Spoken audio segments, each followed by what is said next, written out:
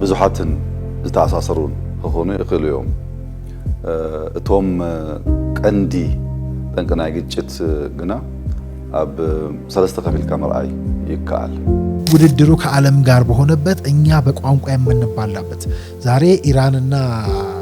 እስራኤል መካከል ያለው ፍልሚያ የምን እንደሆነ ያልገባን እኛ የተከበብንበት ቀጠና ከዛ ጋር ቀጥተኛ የሆነ ግንኙነት ያለው መሆኑን እዚህ ቀጠና ላይ ጥቅማችንን ለማስከበር ለምንሰራው ስራ የትኛውም አካል ይስራ ከዛ አካል ጋር በቀጥታ በተቃራኒ የቆምንበት የገዛ ሀገራችንን የምንሸረሽርበት ከባዳ ሰራዊት ጋር የምንሰራበት ከባዳ ጋር ሆነን የገዛ ሀገራችንን ሰራዊት የምንወጋበት ለዚህ ሁሉ ድንቁርናና ጥፋታችሁ አንድን መሪ ደጋግማችሁ የምትጠሩ ማለት ነው በዚህ ሁሉ ጊዜ ግን የሚያስገድለው ጦርነት የሚከፍተው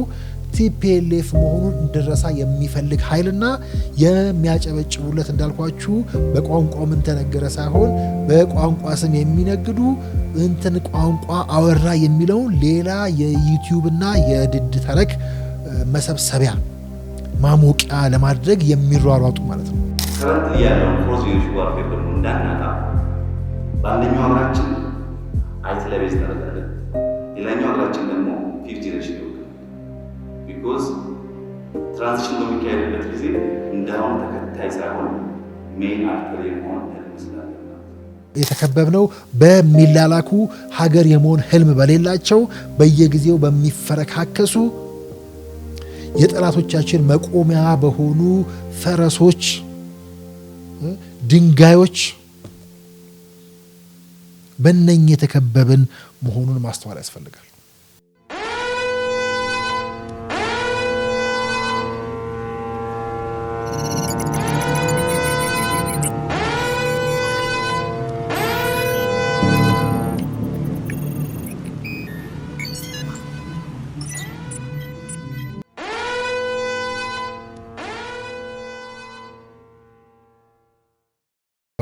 ሰላም ጤና ይስጥልን እንደምን አላችሁ የተወደዳችሁ የሜዳችን ታዳሚዎች በያላችሁበት እንደምን ቆያችሁን እንግዲህ ሰሞኑ በቅ ለማለት እየሞከርን ነው ሐሳብ ሜዳችን ላይ እንግዲህ ጠፋ ብለን ከርመናል ሰሞኑ ግን በቅ እያለ ነው እንደ ዓለምም እንደ ሀገርም እንግዲህ የምንገኘው ቀዩ ምዕራፍ ላይ ነው ብለን እናስባለን ስለዚህ በዚህ ቀዩ ምዕራፍ ላይ እንግዲህ ሀገራችንም ዓለምም የሚገኝበትን ቀዩን ምዕራፍ እየገለጥን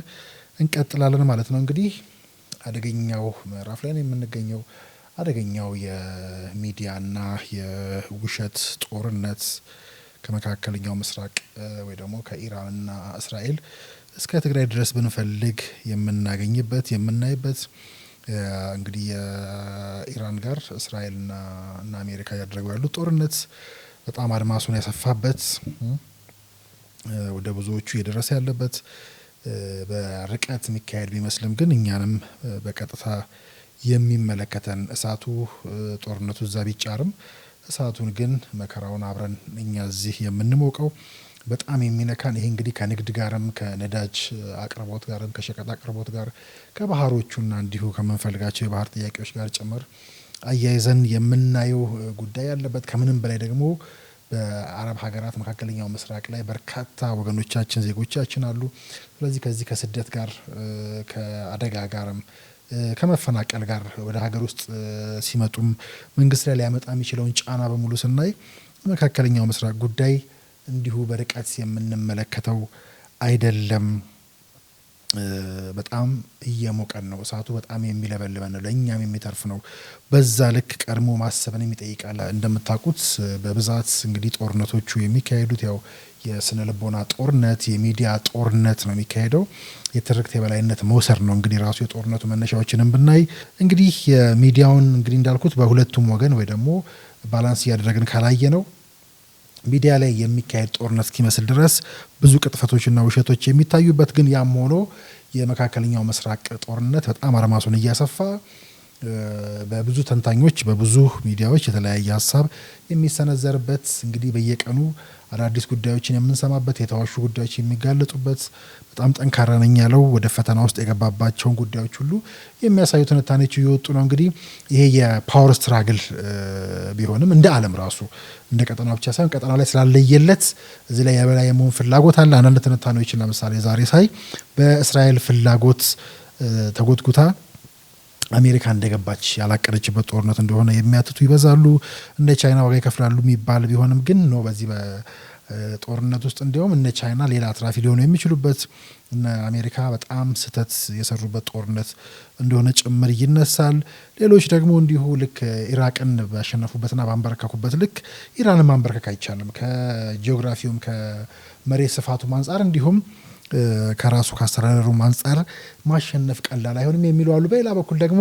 መሪዎቻቸውን ወይ ደግሞ መሪዎች ላይ የተሰነዘረና እየተሰነዘረ ያለ ጥቃት ከመሆኑ አንጻር እንዳሰቡት በቀላሉ የሚወጡት አይሆንም ይላሉ። በሌላ መንገድ ከዚህ በፊት አሜሪካ እንዲህ ከሌሎች ጋር ሆና የገባችባቸው ቦታዎች የነበሩትን ኪሳራዎች እያሰሉ አሜሪካንን ወደ ሌላ ኪሳራ ወይ ደግሞ ምናልባት ሌላ ሀያልነቷን ብቻ ሳይሆን ይሄ ዩኒፖላርና መልቲፖላር የሚባል ዓለም ተፈጥሯል ነበረ። አሁን ደግሞ አለ እየተባለ በሚባልበት ሁኔታ ተገዳዳሪ ሆና ብትወጣም አሁንም የበላይነቷን ለማረጋገጥ ብትሄድም ግን ያስተት እንደሆነና ወደዛኛው ዓለም መመለስ እንደማይቻል እንዲሁም ያላትን ገና ስሟ ሲጠራ ያላትን ገናናነት ትረስት ሁሉ እያጣች ነው የሚሉ ትንታኔዎችም በሌላ መንገድ እየወጡ የሚገኙበት ዜጎች እየተፈናቀሉ ከአድማሱን ከማስፋቱ ጋር ተያይዞ እንዲሁ ጥቃቶች በሁሉም አቅጣጫ እየደረሱ ያለበት በአሜሪካ ኤምባሲዎች ላይ የሚደርሱ ጥቃቶች እየጨመሩ የመጡበትና ግን እንዲህ በፓወር ስትራግል ውስጥም እነ ቱርክን አሁን ለመክተት ሙከራ እንደሚደረግና ምናልባት እነ እስራኤል እነ ቱርክንም ወደ መፈረጅ ምክንያቱም ጉዳዩ እንደሚባለው አንዳንድ ተንታኞች እንደሚሉትም በስፋት ማስረጃ እንደሚቀርብበት በአካባቢ በቀጠናው ላይ ሀያል ሆኖ የመውጣት የቀጠናውን ሀያልነት የማስረገጥ ጉዳይ ስለሆነ እንግዲህ እስራኤል አንዴ ከገባችበት በኋላ ቱርክንም የመጨመር የመፈረጅ ጉዳዮች አሉ በሚል የሚወጡ ትንታኔዎችንም እዚህም እዚያም በስፋት እያየን የምንገኘው በጣም ብዙ እየተባለበት ያለ የሁሉንም ወገን ካላየን ትንሽ ግራ የሚያጋባ በሌላ በኩል ደግሞ እነ ሶሪያና እነ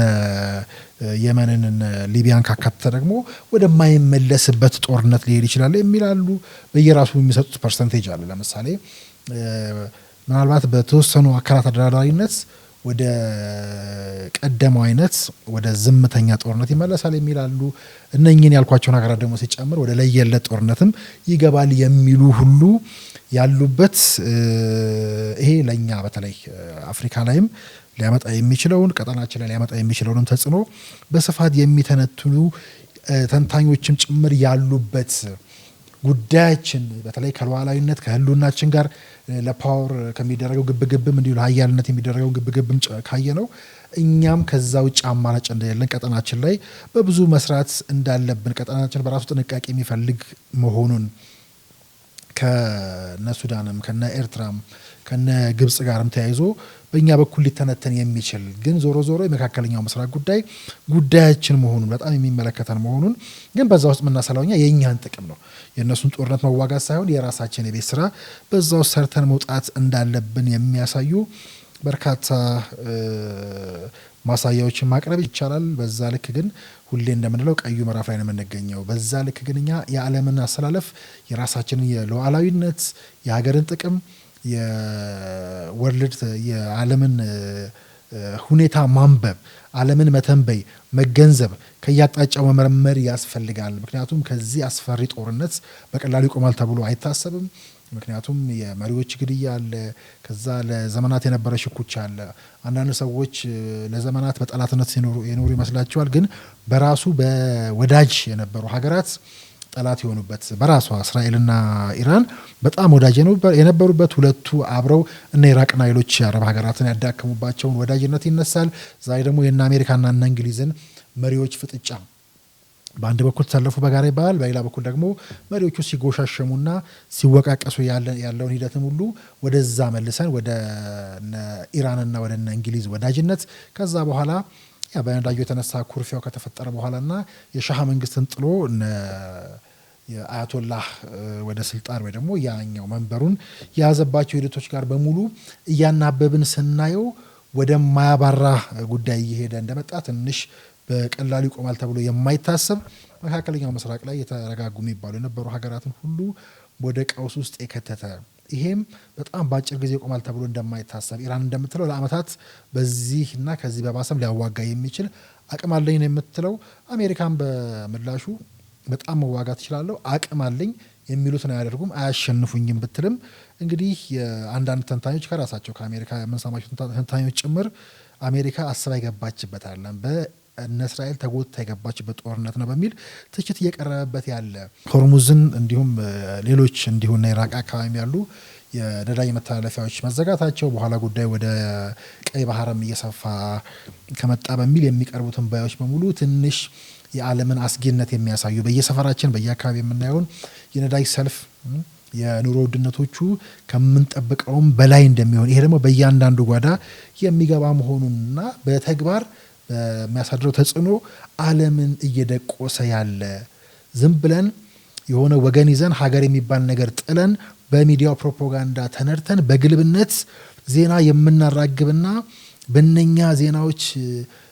የምንደሰቱ የምንበሻሸቅ ሳይሆን ቆም ብለን እንደ ሀገር የመውጫ አማራጮችን ማሰብ ዓለምን ማንበብ ትሬንዱን ማንበብ ያስፈልጋል። በጥንቃቄ ሊታይ ይገባል። ከዛ በላይ ግን የራሳችን የቤት ስራ እየሰራን መሄድ አለብን። በውስጣችንስ ለመሰል ቀውስ እያመቻቹን ያሉ አካላት የሉም ወይ ብለን መመርመርም አለብን።